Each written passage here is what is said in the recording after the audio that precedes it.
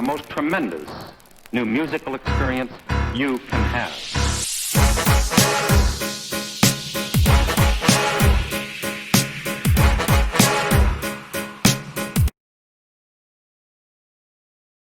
Hey, what's up, y'all? It's Logan, and I'm here giving y'all this quick review to this newest Gazelle Starringo project called Secession.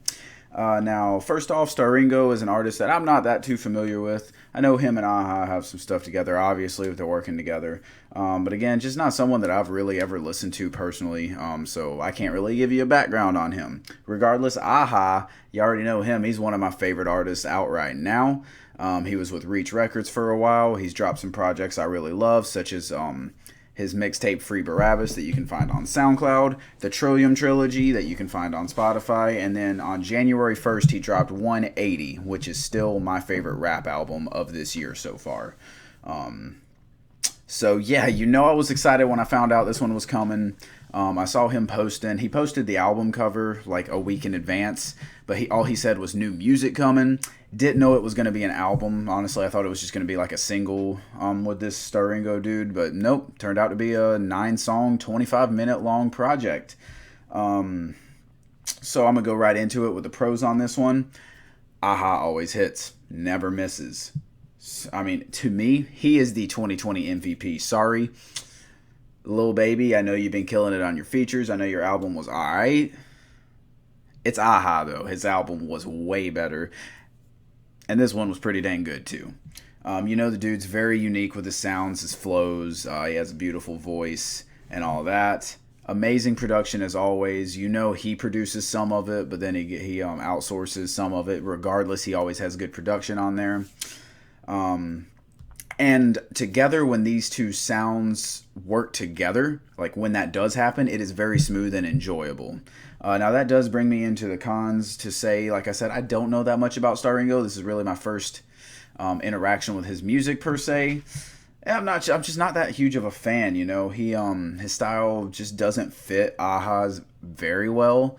Now there are plenty of songs on here. Again, 9 songs. I'd say around half of them, maybe 6 of them, they actually do work together, but when they don't work together, it really, really stands out as well, such as on the first track, where he's just going with a really aggressive flow, and he has that more laid back, and yes, that can work in a tandem, but in this case, it just doesn't for me, I feel like it also has something to do with his accent.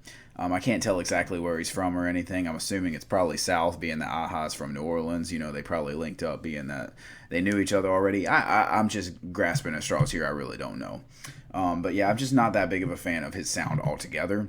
But it doesn't pull me out of this project too much, because more often than not, they are working well together. It's not like it's constantly grating, There are no crazy standout tracks on here. Like, there are standout tracks, but there's not like any where you're like, oh my god, that is the best track on here. It's just like all of them are pretty decent outside of like the intro track being like my least favorite easily.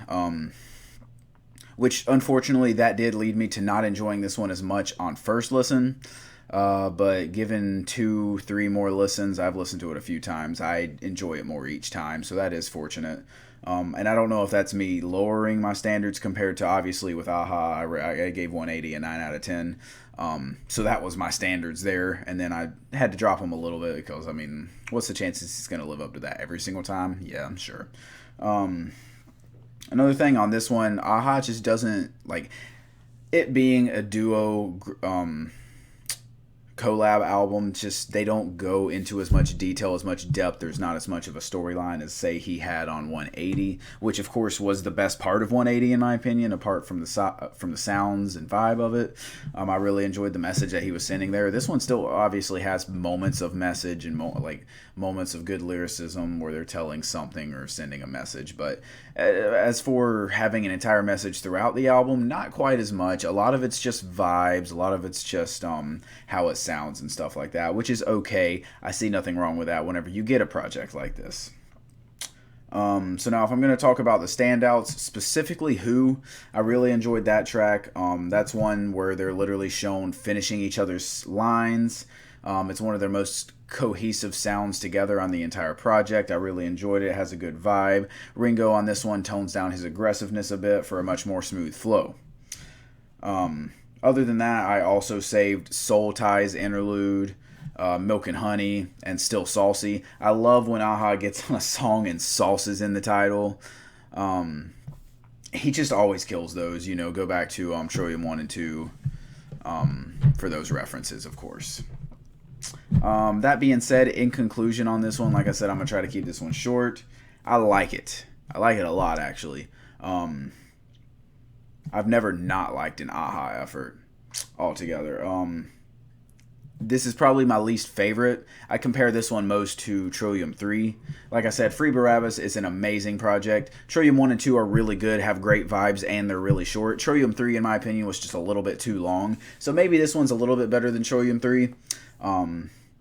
It's definitely better whenever you just consider the Aha elements of it. Not trashing Trillium 3, like I said, it's just a little bit too long for me. And not every song works. However, the songs that do work are some of his best. Anyways, 180, I think that's his best effort, and I think he's going to have a really hard time topping it, although I think he's capable.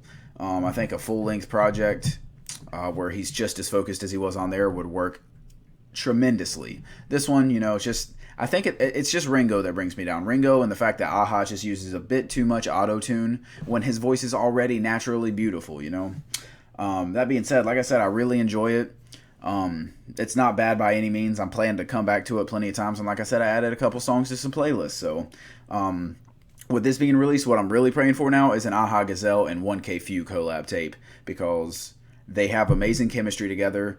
Aha actually had a Q&A where on Twitter where I tweeted at him, who is your favorite artist to work with? And he literally, he actually answered me and said, 1K Few is my favorite artist to work with. We just get together and, make hits bang, bang, bang like that. I thought that was really cool. So fingers crossed one day that collab tape happens. Who knows? We'll see.